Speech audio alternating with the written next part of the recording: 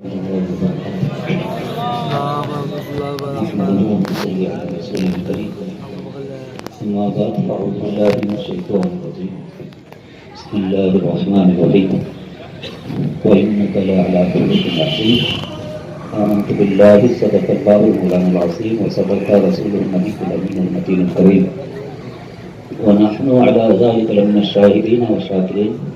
الحمد لله رب العالمين. حضرت سامعین کرام، خطبے کی بات قرآن کریم فرقان حمید کے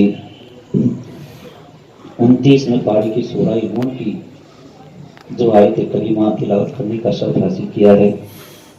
اس آیت مبارکہ کے متعلق کچھ عرض کرنے سے قبل آئیے ہم اور آپ سب مل کر کے بارگاہ سرور کون و مکان ہادی انسوزاں فخر موجودات وجہ تخلیقی کائنات رسالت معاذ جناب احمد مصطفیٰ محمد مصطفیٰ صلی اللہ تعالیٰ علیہ وسلم کی بارگاہ مقدسہ میں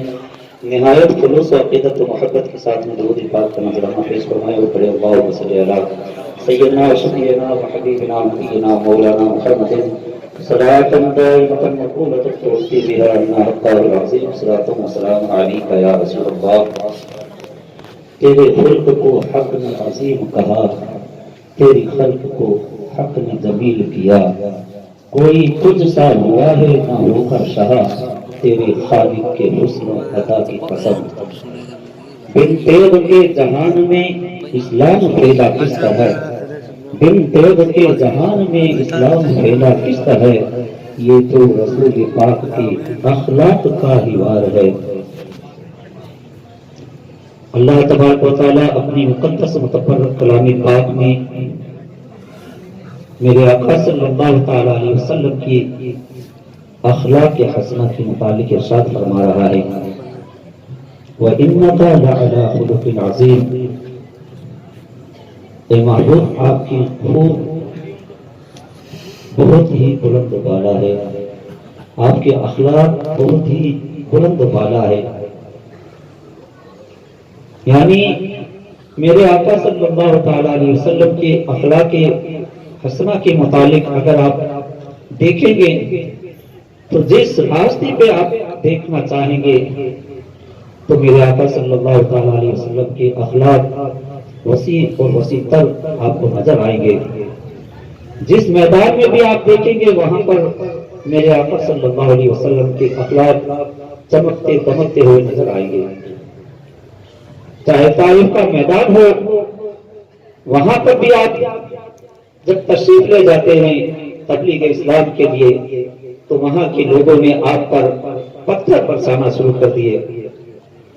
آپ لہو لہان ہو جاتے ہیں. اس کے باوجود بھی صحابہ کرام نے عرض کی یا رسول اللہ صلی اللہ علیہ وسلم ان کے لیے بد دعا کر دیجئے، تو آپ نے کہا نہیں، میں بد دعا کرنے کے لیے نہیں آیا ہوں کہ اب یہ سدھرنے والے نہیں ہیں، اس لیے ان کے لیے بد دعا کر دیجئے. تو آپ نے کہا کہ یہ نہیں، ان کی اولاد ضرور سدھرے گی، اس راستے پر آئے گی. چنانچہ یہی ہوا کہ انہی کی اولاد میرے آقا صلی اللہ تعالیٰ علیہ وسلم کے دست حق پرست پر ایمان لا کر کے دامن اسلام سے وابستہ ہو جاتی ہے. یعنی پتھر کھانے کے بعد میں بھی میرے آقا صلی اللہ علیہ وسلم نے انہیں معاف کر دیا. اور ہم لوگوں کے لیے بھی یہ بات ہمارے سامنے رکھی. حدیث پاک میں آتا ہے کہ سل من قطعک واعف عمن ظلمک، تم اس سے جوڑنے کی کوشش کرو جو تم سے توڑنا چاہتا ہے، اور جو تم پر ظلم کرے اسے معاف کر دو. کتنی پیاری حدیث پاک ہے. یعنی اس حدیث پاک پر اگر ہم عمل کرنا شروع کر دیں تو آج ہمارے اندر جو اتفاقیوں کا دور چل رہا ہے یہ چھٹتی ہوئی نظر آ جائے گی. ہر طرف اتفاق و اتحاد کے دریا بہتے ہوئے نظر آئیں گے، کیونکہ آج ہم نے تو یہ سوچا ہے کہ جو ہمارے اوپر ایک ہاتھ چلائے تو ہم اس پہ 10-12 ہاتھ چلا دیں. یہ نہیں، بلکہ میرے آقا نے تو یہ فرمایا کہ تم جو تم سے توڑنا چاہتا ہے تم اس سے جوڑنے کی کوشش کرو، اور جو تم پر ظلم کرے اسے معاف کر دو. اس ایک حدیث پاک پر اگر ہمارا عمل ہو جائے تو اتفاق و اتحاد کی ندیاں بہتی ہوئی ہمیں نظر آئے گی۔ اسی طرح سے میرے آقا صلی اللہ تعالی علیہ وسلم کے اخلاق کے حسنہ کو دیکھ کر کے صحابہ کرام نے اپنی زندگی کو ڈھالنے، اس اخلاق کو ڈھالنے کی کوشش کی، اور اس پر چل کر کے انہوں نے بھی ہمیں اور آپ کو بتایا۔ اور اس کے علاوہ جہاں جہاں بھی آپ دیکھیں گے میرے آقا صلی اللہ علیہ وسلم کے اخلاق کے حسنہ چمکتے دمکتے نظر آئیں گے۔ اور میرے آقا صلی اللہ علیہ وسلم نے جب طائف کے میدان میں ان لوگوں کو مار کر دیا جنہوں نے آپ پر پتھر برسائے تھے، تو ایسے اگر ہم اور آپ دیکھیں تو ایسے حالات میں میرے آقا صلی اللہ علیہ وسلم نے عفو درگزری کا معاملہ لوگوں کے ساتھ میں کر کے ہمیں اور آپ کو بتایا، پریکٹیکلی طور پر ہمیں بتایا کہ تمہیں ایسا کرنا ہے، صرف زبانی طور پہ نہیں بلکہ پریکٹیکلی طور پر ہمیں کر کے بتایا۔ تو ہمارا بھی یہ فریضہ بنتا ہے کہ ہم اپنے آقا رحمت عالم صلی اللہ علیہ وسلم کے اسوہ حسنہ کو اپناتے ہوئے اخلاق کو ہم اپنے اندر ڈھالنے کی کوشش کریں، اسی اخلاق کے اندر اپنے آپ کو ڈھالنے کی کوشش کریں جو میرے آقا صلی اللہ تعالی علیہ وسلم کے اخلاق کے پاک ہیں۔ اور جب ہم ایسے اخلاق ہم اپنے اندر پیدا کر لیں گے تو میرے آقا صلی اللہ علیہ وسلم کی حدیث پاک بھی ہے کہ تم میں سب سے بہتر وہ شخص ہے جس کے اخلاق سب سے بہتر ہو۔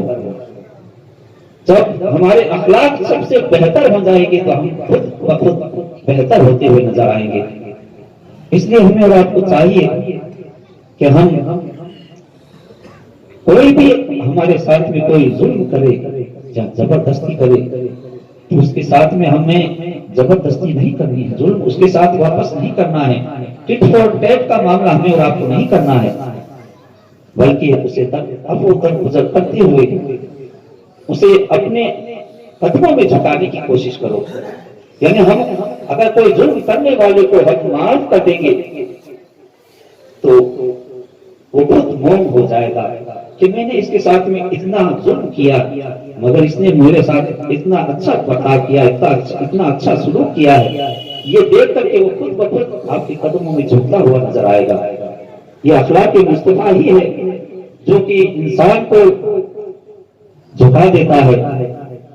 اور اسی اخلاق پاک کی وجہ سے دنیا کے اندر جو اسلام پھیلا ہے تو اسی کی زور سے پھیلا ہے، تلوار کی زور سے نہیں پھیلا ہے بلکہ پھیلا ہے تو اخلاق مصطفیٰ کی تلوار جو ہے وہ جو چلی ہے اس کے زور سے اسلام پھیلا ہے۔ اللہ تبارک و تعالی ہمیں اور آپ کو اخلاق مصطفیٰ صلی اللہ تعالی علیہ وسلم کو اپنے اندر اخلاق مصطفیٰ کے دائرے میں ہمیں اپنے آپ کو ڈھالنے کی توفیق عطا فرمائے، اور ہمیں اخلاق مصطفیٰ پر عمل کرنے اور اس پر گامزن رہنے کی توفیق عطا فرمائے۔ آمین ثم آمین، وآخر دعوانا الحمدللہ رب العالمین۔ السلام علیکم ورحمۃ اللہ وبرکاتہ۔